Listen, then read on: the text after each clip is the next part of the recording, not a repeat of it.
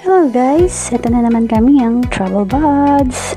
Para po sa hindi pa nakasubscribe, please do subscribe to my page or channel and click the bell button para po pa-update kayo sa aking mga videos. At syempre po, pupunta kami ngayon ng Tanay Rizal kasama ang aking alagang si Balbon at si Kalbo. Hindi sila maiwan syempre. At syempre ang aking pamilya po. Let's go guys, samahan nyo kami. Tara na! Yung pupuntahan namin ngayon guys is hindi kagaya ng lagi namin pinupuntahan na beach or pool. Isa po itong camping area. So, first time namin dun sa camping area na yon, kaya I'm so excited. First time namin sa camping. Ayan guys, habang bumibiyahe kami, nadaanan namin itong napakagandang, di ko alam kung tulay ba ito or what. Sa bandang QC area yan guys. Sa QC po. At ayan, mayroong mataas na ribulto na nakatayo. Siyempre, hindi namin pinalagpas ang pagkakataon. Pa-picture kami dyan. Tumigil kami dyan, banda dyan.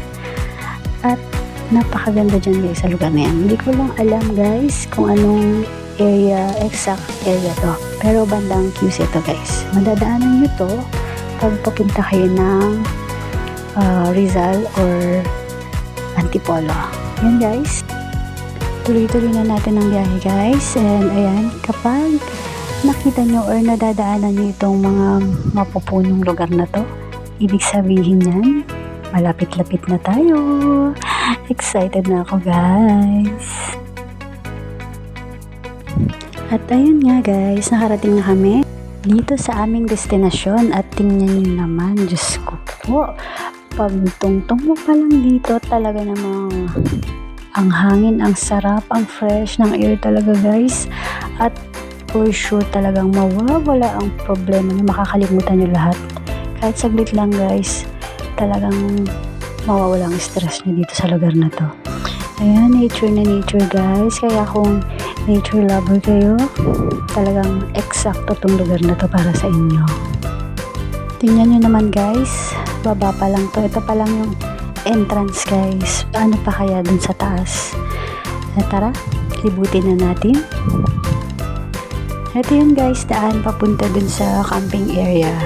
At ayan, nakita nyo naman, madaming puno, sobrang maglim. At mainit pa ng time na yan kasi almost 3 PM pa lang po nang dumating kami dyan. At ayan, malapit na tayo sa tuktok. Ayan, makikita nyo guys yung mga sasakyan dyan. Yan yung tinatawag nilang car camping.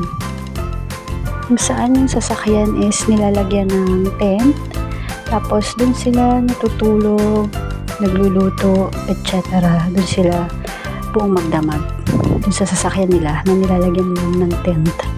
Ayan guys yung camping area, camping grounds. Nakikita nyo sobrang lawak.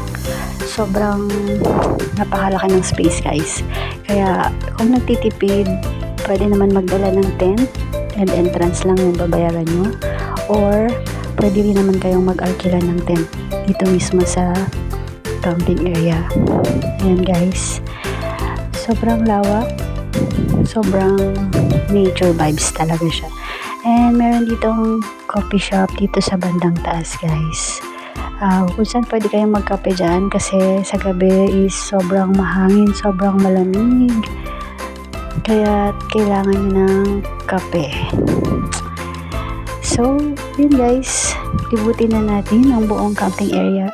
Sana ma-enjoy nyo.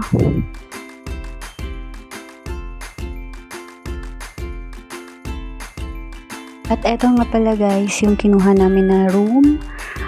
A-frame house, nakasya lang ang 4 packs. Pero 5 kami, so pinilit namin magkasya dyan. Kaming 5, kasama yung 2 aso.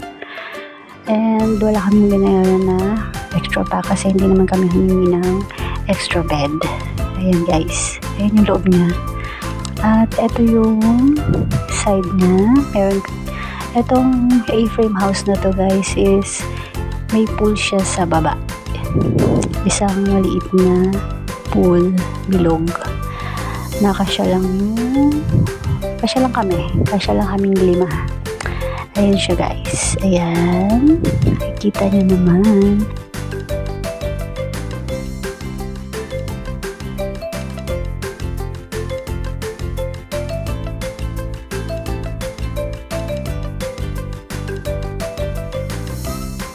Ayan, nakikita nyo naman yung nature guys. Sobrang ganda, sobrang relaxing ng paligid. Sobrang tahimik ng lugar.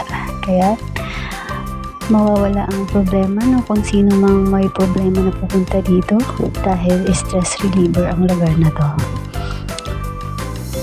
Yan nga pala, ang room namin is worth 5,500 guys. Ayun, pwede kayo magluto pero hindi pwede sa loob guys. Magdadala kayo ng food na lulutuin nyo and ng butane kasi wala silang lutuan dito. And may free breakfast for 2. So, kulang yun sa amin kaya nagbaon kami ng mga food na dapat lutuin. Ito naman yung camping area guys sa phase 1. Kasi yung kanina dun sa may entrance, phase 2 yun. Kaya ito siya, mas maraming nagka-camping dito kaysa dun sa kabila. Kasi dun sa kabila more on car camping. Dito, puro tent talaga sila. And ayan guys, nakikita nyo naman, sobrang lawak, sobrang daming nagka-camping dito kasi sobrang sarap ng hangin guys. Napakalamig talaga. At eto yung part na kitang-kita mo yung baba ng Tanay Rizal. Ayan guys, merong rainbow. That time kasi medyo maulan ng konti, maambon. Kaya may rainbow that time guys. Ayan, nakikita nyo naman yung dalawa naming dog na si Kalbo at si Balbon. Talagang na-enjoy din nila yung place. Ginaw na ginaw sila and relax na relax ang mga pets. Wow, si Kalbo, inaantok-antok pa. Ayan guys, kaya may enjoy na talaga ang lugar na to, promise. Sobrang ganda. And ayun, kung gusto nyo magpunta sa lugar na to, search nyo lang po yung page nila sa Facebook, Viewscape, and message nyo lang sila dun. Responsive naman sila guys, kaya kung mag-inquire kayo, message nyo lang yung page. Ayan guys, ito yung place na gusto nyo mag-relax. Kung gusto nyo magbakasyon, ito yung best na lugar para sa inyo. Viewscape, message nyo lang po yung page and inquire lang kayo dun. And oo nga pala guys, dito sa Viewscape, meron din sila ditong kawa bath worth 350 per person. Unlimited na yun guys, hanggat wala kayong kasunod, hanggat walang susunod na maliligo sa kawa, dun lang kayo guys. Ayan, ang maganda sa kanila, unlimited hanggang sa maging lechon na kayo dyan. Charot. Ano pang hinihintay nyo guys? Tara na, pag-relax na dito sa Viewscape sa Barangay Cuyambay, Tanay Rizal. Ayan guys. And nga pala 3 days and 2 nights po kami dito, kaya enjoy na enjoy kami at ang mga bata sa lamig ng panahon dito sa Tanay. And ayan guys, bago kami umuwi, nag side trip muna kami dito sa Cloud9 dito sa Antipolo Rizal. Ayan siya. Ang totoo guys, yung Cloud9 is restaurant po siya.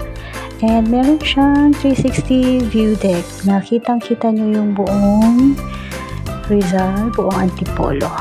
Ang ganda niya sa gabi guys. Sobrang maraming ilaw.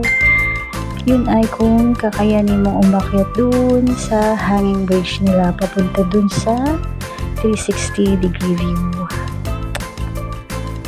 Second time ko na dito sa Cloud9 kaya hindi ko na trinay umakyat sa hanging bridge. Yung mga bata na lang yung nag-try kasi curious sila kung anong feeling doon sa taas. Sige, akyat lang kayo dyan. Enjoy na lang yun. Dito lang ako sa baba. I'm watching you.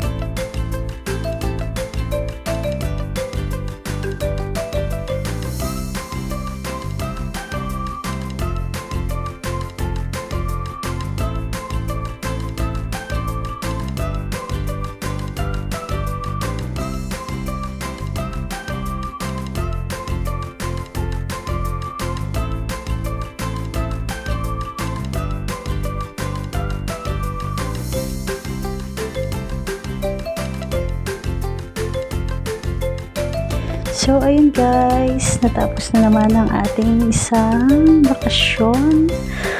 At balik na naman tayo sa ating natural na buhay. Don't forget to subscribe guys. Subscribe, like, and share na din po para mapanood ng iba. Yun lang guys, and see you next travel. Thank you. Bye-bye.